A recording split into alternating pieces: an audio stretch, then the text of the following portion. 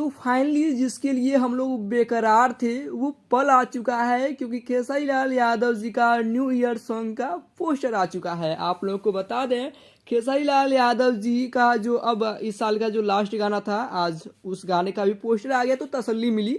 जो कि गाने का टाइटल है मुर्गा है असली, जिसको गाया है खेसारी लाल यादव जी और करिश्मा कक्कड़ ने। और आप लोग को बता दें, इस गाने को लिखा है कृष्णा बेदर्दी जी ने, म्यूजिक आर्या शर्मा जी ने बनाया है।